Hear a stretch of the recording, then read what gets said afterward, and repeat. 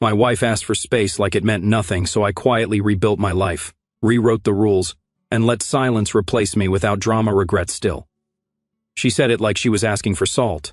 Not a divorce, not a separation, just space. Like I was crowding her oxygen. I was standing in the kitchen, holding the ceramic mug our grandson painted last Christmas, still warm in my palm. Claire stood by the sink, sleeves rolled up, half-heartedly rinsing a plate she never even touched during dinner. I just need space and time. You understand, right? She said, not meeting mine, like even looking at me would crack whatever script she was trying to follow. I did not answer right away because I had heard that tone before, not from her, but from clients back when I was running my own contracting crew.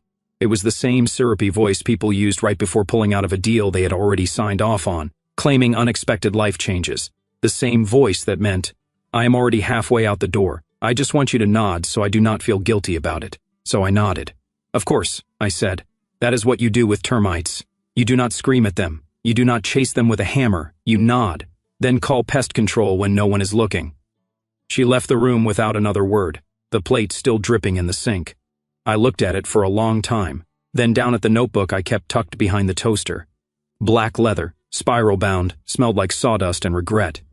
I had used it during my contracting years to jot down red flags. Clients who smiled too much, changed specifications mid-build, withheld checks. Claire had just made the list. Gentlemen, before I go further, do me one small favor. 98% of you listening to these stories never subscribe, and we are trying to hit our first real milestone, 10,000 subscribers. It might be a number on a screen, but to the team working late into the night making these stories hit hard, it is motivation. Now, back to Claire. She did not follow up that night. No pillow talk, no clarification. She just climbed into bed, scrolled her phone until midnight, then turned her back to me like I was not 3 feet away, breathing the same stale air. The next morning, she was already gone by the time I came down. No breakfast made, no coffee, just a note on the fridge that said, back later. Do not wait up. I did not. Instead, I started packing. Not the dramatic kind of packing. No suitcases, no boxes. I started small, subtle. My tool belt disappeared from the garage. My passport and license went into a fireproof case in the truck. Photos.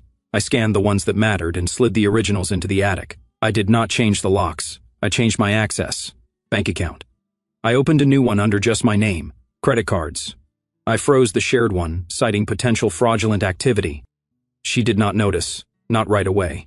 She was too busy rediscovering herself, posting filtered selfies captioned with inspirational quotes. Sometimes you have to lose yourself to find peace. Her favorite.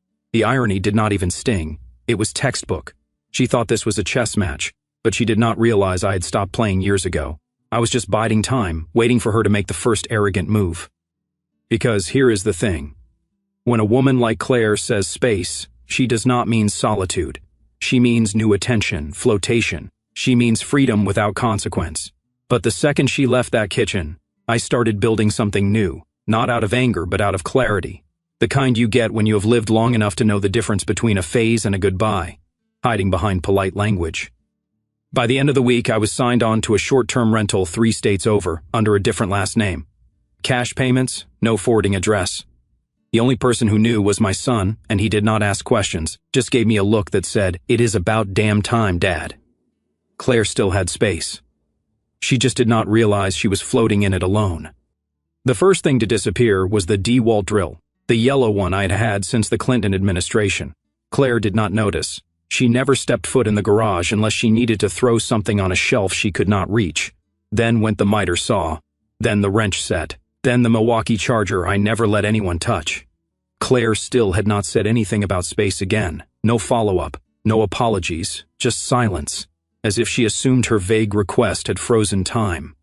As if I would just go dormant until she figured out what mood she was in next. She came home from a brunch one Saturday, heels clicking across the hardwood, sunglasses still on indoors. She walked past the living room and paused. "My recliner is gone," she said, half laughing. I was in the kitchen measuring out coffee beans. "You said you needed space." "Yeah, not less furniture." I did not look up, it was mine. She did not answer. She just stood there blinking like a computer stuck on sleep mode. I made sure to leave breadcrumbs, but only the ones that led nowhere. A missing toolbox here, a drawer cleared out there. The kind of vanishing act that makes someone question their own memory. Was it always this quiet in here? Did he always keep his truck keys in that bowl? By Thursday, the truck itself was gone. Claire asked our son, Josh, during one of her half-hearted check-in calls, "Have you heard from your dad?" "He said he needed a break, too," Josh said, playing it perfectly flat. He did not say more than that. She tried to laugh again, but this time it cracked. "He is not answering his phone." Josh shrugged. It did not seem like he wanted to. She hung up after that. No more questions, just long pauses in her own house. Probably wondering why the air felt so still, why the fridge magnet calendar had not been updated, why the junk drawer did not have batteries anymore. Meanwhile, I was 3 states away. Small town, cheap rent, neighbors who did not ask questions. I signed the lease under Joseph L. Harper. Harper was my mother's maiden name. I paid 3 months in advance and asked for no mail, no packages. I even swapped SIM cards. My phone was a blank slate. No saved numbers, no cloud backups, just silence and space. Mine this time. In the evenings, I would walk by the lake sometimes with my grandson on speakerphone. We talked about fishing, about school, about how Grandma used to yell when he played with mashed potatoes. He laughed. I laughed. She never called him once. Her version of space did not include family. I visited a small local lawyer too, just to get things rolling. Nothing aggressive, nothing loud, just careful paperwork and strategic filings, trust realignments, power of attorney discussions, contingencies. Claire still had no clue. She thought this was a standoff, that I would eventually return with my tail between my legs, asking how much space was enough. But what she did not understand, and what she had never bothered to learn, is that men like me do not bluff. We measure. We calculate. We do not slam doors. We remove them quietly and carry them out the back. And when we vanish, it is not with drama. It is with precision. Ghost protocol. Fully engaged. Claire always mistook silence for weakness. It started with little signals, those pathetic breadcrumbs she thought looked like independence, a new haircut, an overpriced scented candle habit, longer walks with her phone glued to her palm, and a carefully curated smirk on her lips. She was not mourning. She was performing. To her, I was still just sulking somewhere nearby, probably on the fishing dock, nursing a bruised ego, waiting for her to toss me a breadcrumb of affection so I could come crawling back with my tail between my legs. What she did not know, what she could not imagine, was that by the time she lit her first citrus bergamot for emotional clarity candle, I was watching the sun set over another horizon entirely. No bruises, no sulking, just me, our grandson, and the quiet. Claire's version of healing involved playing house with nostalgia. She started texting old colleagues, not the women, the men, the kind who used to give her a little too long of a hug at company parties, the kind who now replied with, "Hey stranger," winking face. One of them, Mike, if I remember right, started stopping by. He had not just been in the neighborhood. The man lives 40 minutes away in a gated condo development, but now he was suddenly checking in on Claire, helping with light bulbs, offering to fix the porch light I had already rewired last year. I had always known Claire loved attention, but now that the steady current of being seen, really seen, was gone, she was desperate to generate it however she could. Then came the posts. Cryptic, cringeworthy, and worse, public. A selfie with her wine glass and a half-lit face. Sometimes you have to lose someone to find yourself. Another with a neighbor's cat on her lap, smirking into the camera, learning to enjoy life again, one purr at a time. Even her bio changed. It used to read wife, mother, gardener. Now it said, still standing, still learning, still fierce. It was like watching someone build a Pinterest board for their own midlife crisis. She did not text me, not once, not a call, not even a cheap, "Hope you are okay." Because again, Claire never reached down to anyone she thought was beneath her. Instead, she posted for strangers. But then one post caught more attention than she wanted. It was another, quote, white text over a forest background. Letting go does not mean giving up. It means choosing yourself. Below it, nestled in the comments under all her wine aunt friends going, "Yes, queen," was a single reply. You did not let go. You got replaced.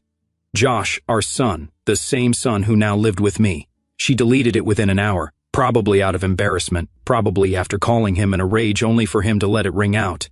You see, she thought she had kept the kids in her corner. That blood guaranteed loyalty. That motherhood outranked memory.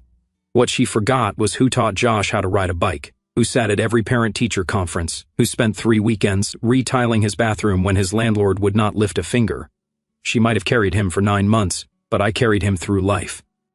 That comment hit her harder than any confrontation ever could because it was not sarcasm.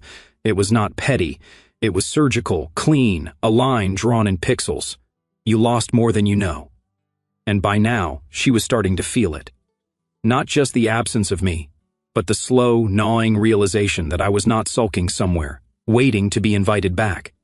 I was living without her, with people who knew the difference between space and exile. The lawyer's office smelled like printer toner and stale coffee. Nothing fancy, just a 2-story building with cracked leather chairs and a framed diploma that had faded slightly in the sun. My kind of place, quiet, efficient, no frills, no sympathy.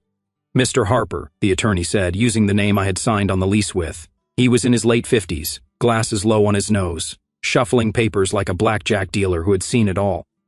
We reviewed everything line by line. Durable power of attorney, updated living will, healthcare proxy. I signed them all with the same pen I'd used to fill out contractor bids for 30 years. Muscle memory. Then came the trust. I had set most of it up years ago, but now it needed realignment. Everything Claire and I had built, houses, land, savings, even that beach rental we never used but still paid taxes on, it was all about to be retitled. Not out of spite, out of preservation. The attorney flipped to a page, paused, then looked at me. This clause, the emergency contact protocol. You want to name someone else besides your wife? I nodded and slid a sticky note across the table. On it, the full name, birth date, and number of my daughter-in-law, Elise. He raised an eyebrow. Not your son? She is sharper, I said, and Claire never respected her, which is exactly why she will be the first person Claire calls when the ship starts sinking. He grinned just slightly. Got it. The clause was simple. In the event of a medical emergency or death-related situation, all decisions about who gets notified and when would fall to Elise. If Claire needed to reach me in a moment of desperation, she would have to get past the woman she once called an opportunistic little girl with Pinterest goals. I remember the day she said it, Thanksgiving 3 years back. Elise had offered to help in the kitchen, and Claire had waved her off like a waiter at a cheap diner. Then muttered the insult to her sister while uncorking a $30 bottle of wine she did not pay for. Elise never said a word. She just smiled, packed up leftovers like nothing happened, and later thanked me for hosting. Claire always underestimated quiet women. She thought control came through volume, through dominance, through being the center of the photo. But Elise, she played the long game. Patient, observant, and now legally empowered. We went deeper. Revocable trust adjustments, digital assets redirection, medical directives filed with 3 local hospitals. Claire's name was removed from every contingency and survivorship clause. If I got hit by a truck tomorrow, she would not even get a voicemail unless Elise approved it. That afternoon, I walked out of that office feeling 20 pounds lighter. Not because I had taken something from Claire, but because I had returned something to myself. Control. It was not the kind that makes headlines.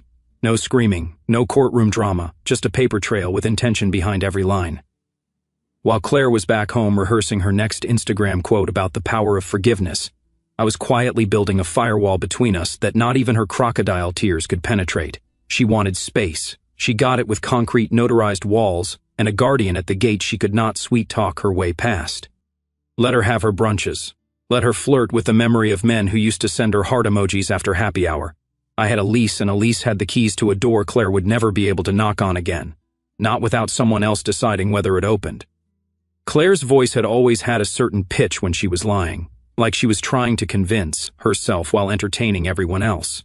It was the same tone she used the time she burned a roast and insisted it was intentional Tuscan style. Now she used it for guests. She started hosting little wine and cheese gatherings, Tuesdays, Fridays, weekends if she felt up to it. The house was suddenly full of clinking glasses and middle-aged women with names like Sharon, Denise, and Tiff with 2 Fs. They sat on the patio I built with my own 2 hands, sipping Merlot I used to pay for, laughing just a little too hard at stories that were not funny. Claire would swirl her glass dramatically, eyes half-lidded with fake wisdom, and say things like, "Jack and I were just in different phases. You know, we have both grown, but we are being mature about it." Then she would smirk like she was letting them in on a secret. "He is probably somewhere sulking without me. Men do not cope well." What she did not know was that I was not sulking. I was grilling burgers with our grandson, and Elise had just helped me file a declaration of removal from the joint account. My deposits, pension, business dividends, and the proceeds from that beach rental I sold behind her back had all been redirected to my new trust. Claire found out the way all entitled people find out, when the card stopped working. It happened at a boutique home baker shop. She was trying to buy a $300 candle holder shaped like a flamingo. I wish I were joking. Declined, tried again, declined. She laughed nervously, saying something about chip errors. She tried a different card, declined again. Later that day, she opened the banking app. Her name was still there. The account was still called Claire and Jack Household, but there was only one deposit listed for $217. Her deposit. The freelance copywriting gig she took 3 years ago to stay sharp. The rest was gone. She stared at the screen, blinking. Then she dialed my number. It rang once, twice, then straight to voicemail. She texted, "Can we talk?" Nothing. She called again. This time, no ring at all. Just the cold wall of disconnection. But I did not ghost her completely. A few hours later, an email landed in her inbox from a secured sender. Subject line, Future Communications. It was 3 lines long. Claire, please route all inquiries through counsel. Best, J. No greeting, no emotion, just procedure. That email was not for information. It was for humiliation. She read it 3 times like she expected the subtext to appear if she stared hard enough. But there was not one. I had said exactly what needed to be said, and no more. The walls were closing in. She had spent weeks pretending I was licking my wounds somewhere, lost without her, just waiting to be called back like a loyal golden retriever. Now she was realizing something worse than anger. Indifference. That is what really broke people like Claire. Not fury, not fights, but paperwork filed in silence. Cards declined without warning. A phone that does not ring back. A man who did not disappear because he was weak, but because he had already finished the blueprint for the rest of his life. And she was not on the blueprint. The call came in just after noon on a Thursday. While Claire was setting up a charcuterie board for no one, her sister's voice trembled over the line. "Mom is in the hospital. It is a serious stroke. They think." The knife dropped from Claire's hand and clattered against the granite countertop. For a moment, her breath caught in her throat. Not because of the news, but because of the reflex. She needed Jack. Not emotionally, not romantically, but functionally. Because Jack was the one who handled emergencies. Jack booked flights. Jack called the right nurses. Jack asked the right questions in hospital hallways while everyone else was still trying to figure out which wing they were in. Claire fumbled for her phone, thumbs shaking over his contact. She dialed straight to voicemail again. Voicemail again. Nothing. She called their son, Josh. 4 rings, then voicemail. Her hands were clammy now. She muttered, "Come on, somebody pick up." Her voice cracked halfway through it. She tried Jack's number again, a 3rd time, then a 4th, then a 5th. She did not stop to breathe. The silence on the other end started to sound louder than static. And then finally, on the 7th try, someone answered. A woman. Not Claire's sister, not a nurse. Not Elise at first guess. Just a voice. Measured, clear. "This is Elise." Claire's mouth opened, but her words stumbled out like marbles on tile. I need to speak to Jack. It is important. It is about my mother, our family. She is in the hospital. He will want to know." A pause. Then the voice, still without a hint of urgency. Jack asked not to be disturbed. Claire blinked, almost confused. I said, "It is important. I understand. I will let him know if he decides to respond." Click. That was it. No gasps, no emotion, no room for begging or bargaining, just silence in a phone screen that now felt heavier than it should have. She stood there in the middle of the kitchen, the charcuterie board untouched, grapes starting to sweat in the summer heat. She stared at the tile Jack had laid himself 20 years ago. The one she once complained was too cold for bare feet. It felt like ice now. Claire had always relied on the emergency pull cord of marriage. No matter what, Jack would come running when it truly mattered. Because that is what men like him do. They forgive. They fix. They forget the insults once the crisis shows up at the door. But this time, that door did not open. It was barricaded by something she never believed existed in Jack. Resolve, real, quiet, and absolute. Jack was not ignoring her out of spite. He was simply gone, and someone else was standing between them now, and for the first time since she asked for space, she realized just how far that space went, Not just miles, not just silence. It had structure, voice, authority, and a name, Elise. Claire had dismissed her, talked over her, called her basic and naive. Now that same woman answered Jack's phone and decided what Claire was allowed to say. That was not rejection, it was replacement. And it came with no argument, just a click. Claire arrived at the hospital breathless, keys still in her hand, hair pulled back in a rush that did not hide the panic beneath her foundation. The woman at the front desk barely looked up as she scribbled down Claire's name on the visitor list. Room 208, I see you. Her mother's name was printed on the whiteboard in dry erase marker, like a countdown clock. She pushed through double doors, heels clacking down the hall, past sterile walls and the quiet buzz of machines. Outside the room, she paused, bracing herself for the inevitable flood of emotion. What she did not brace for was the person already inside. Josh, their son, sitting calmly beside the hospital bed, holding his grandmother's frail hand, lips moving as he quietly read a story out loud. Something about cardinals, something gentle. He looked older, more composed, and when he looked up and saw her, really saw her, it was not warmth in his eyes. It was distance. She stepped inside, voice small. Josh. He closed the book and stood, slow and deliberate. You wanted space, he said. There was no venom in it. Just a statement like reporting the weather. We respected it. Claire blinked. I did not mean from you, things were complicated, I needed time. He nodded once, lips pressed into a thin line. You had it. She looked at the second chair in the corner, folded and tucked behind an oxygen cart. Is Jack here? No, Josh said. Her voice cracked, old panic bleeding through her syllables. I need to talk to him, please. He needs to know. Josh did not respond. Instead, he reached into his pocket, pulled out his phone, tapped once, and handed it to her. Voicemail? Not just a voicemail. The voicemail. Claire raised it to her ear. Jack's voice filled the space, low and calm. Not angry, not cold, just done. Claire, you left. I did not chase. I built. Her knees buckled just slightly, but she gripped the railing of her mother's bed. Her mother, who now lay still and pale, unaware of the quiet avalanche crashing just feet away. The message continued. Everything you assumed was shared was not. Not the accounts, not the decisions, not the future. There was a pause, not long, just enough to make her lean in, desperate. Take care of what is yours. I will do the same. Click. No goodbye, no signature, no crack in his voice. Just a line in the sand drawn with surgical precision. Claire handed the phone back. Josh did not meet her eyes. She sat at the edge of the bed, trying to feel something she could use, grief, anger, entitlement, anything that would justify the growing knot in her chest. But all she felt was stillness. Not the peaceful kind, the kind right before a building caves in. Because the truth she had refused to consider was now sitting in the chair across from her, arms folded, eyes tired. She had not taken space. She had been replaced, and no one, not her son, not Jack, not even the failing machines keeping her mother alive, was rushing to tell her otherwise. That chair beside the bed had been filled, and not one soul had saved her a seat. It arrived in the mail like any other envelope. No courier, no warning, no fanfare, just a simple white package slipped between a gardening catalog and an ad for replacement windows she would never request a quote for again. Claire did not open it right away. She stared at it for hours, letting it sit on the kitchen counter like a dare. Deep down, she already knew. This was not an invitation. It was not a lifeline. It was a verdict. When she finally sliced it open with the corner of a chipped credit card, 3 documents slid out with surgical precision. The first was cold, clinical, formal relinquishment of spousal rights. Jack had severed the last legal ties between them. Not with drama, not with a lawyer at her door, just ink and finality, effective immediately.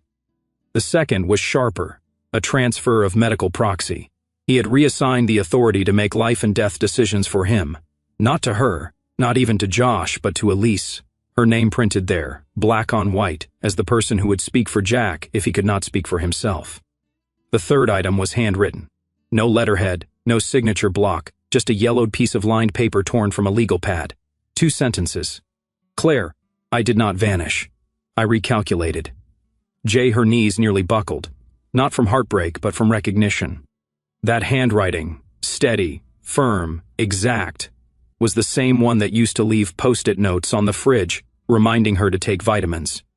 The same scrawl that used to sign anniversary cards with "Still yours," only now the warmth was stripped away, replaced with surgical intent. She stood in the kitchen, surrounded by curated emptiness. The sofa no longer held his scent. His boots had not graced the doorway in weeks. Even the houseplants seemed less green without his habit of turning them toward the sun. Her fingers moved before her brain could object. She grabbed her phone, dialed his number again. This time, it did not go to voicemail. It rang once, twice. Then came the click. A voice answered, but not Jack. A child's voice. Young, bright, familiar. "Hello." Claire froze, her breath caught. "Evan," she whispered, "their grandson." His voice was warm, curious, totally unbothered. "Grandpa says, you do not get to talk anymore." She tried to speak, tried to form words, but the line was already dead. No goodbye. Just that small, devastating sentence spoken with all the innocence of a boy holding a fishing pole beside a man who no longer carried Claire's shadow. That was not cruelty, that was clarity, that was finality. Jack had not shouted, he had not slammed doors, he had not retaliated. He built a life that no longer included her, and taught the next generation that some bridges are not burned. They are simply never rebuilt. The legacy was sealed, and Claire, she was no longer part of the... Claire waited until the house was dark, windows shut, candles flickering down to nubs, wine untouched on the counter. The legal documents still sat where she dropped them earlier, curled at the corners like dead leaves. She stared at her phone for a full hour before dialing. The number was new, one she had pulled from an old email thread buried beneath logistics about taxes and vacation rentals. She had not used it yet. She had not dared. But now she needed to hear his voice. One more time. It rang twice, then connected, but it was not Jack. "Hello," said a voice, female, calm, unmistakable. "Elise," Claire rasped, her throat already tightening. A pause. "Then yes, I need to speak to Jack," Claire said, breathless. "Please, it is important." Another pause. Longer. This time something in Elise's tone shifted. Not unkind, not cruel, but firm. Grounded. "Jack is not yours to call anymore." Claire blinked. "Excuse me? He is with us now. He built this family and we show up." Claire's mouth opened, then closed. Her hand trembled. "I am still his wife," she snapped, trying to regain footing, trying to matter. There was a silence on the line so dense it felt like static.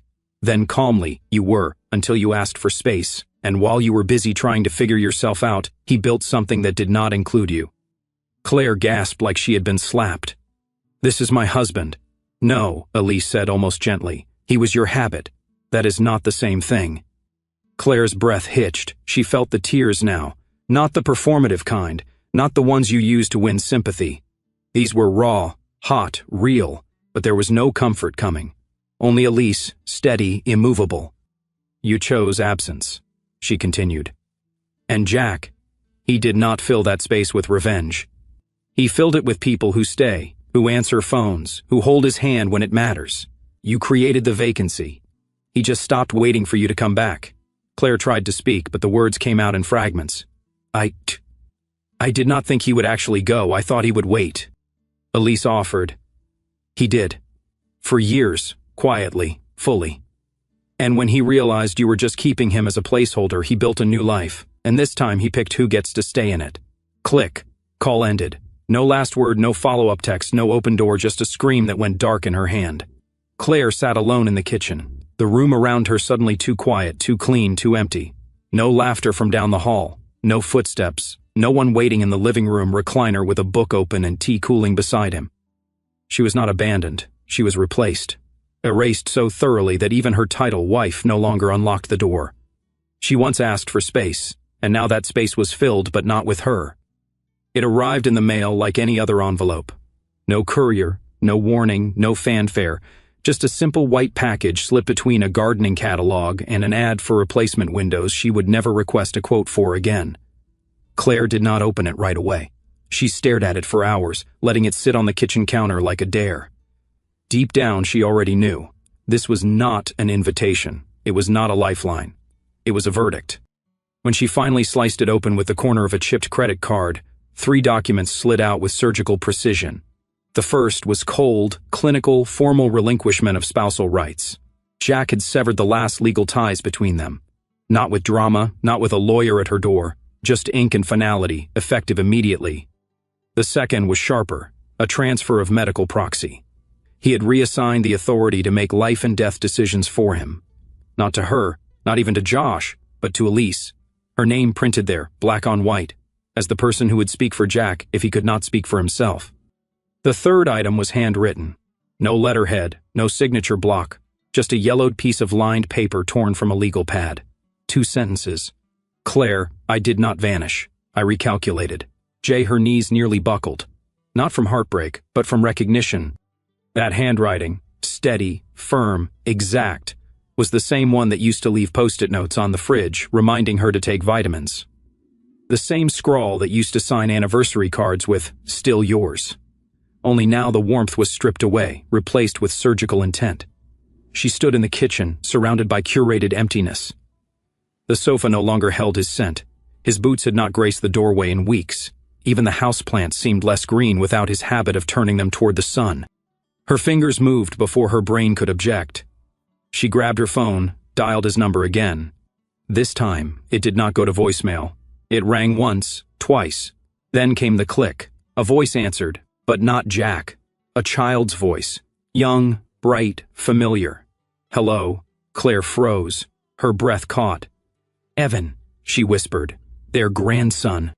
His voice was warm, curious, totally unbothered. "Grandpa says, you do not get to talk anymore." She tried to speak, tried to form words, but the line was already dead. No goodbye, just that small, devastating sentence spoken with all the innocence of a boy holding a fishing pole beside a man who no longer carried Claire's shadow. That was not cruelty. That was clarity. That was finality. Jack had not shouted. He had not slammed doors. He had not retaliated. He built a life that no longer included her and taught the next generation that some bridges are not burned. They are simply never rebuilt. The legacy was sealed, and Claire, she was no longer part of the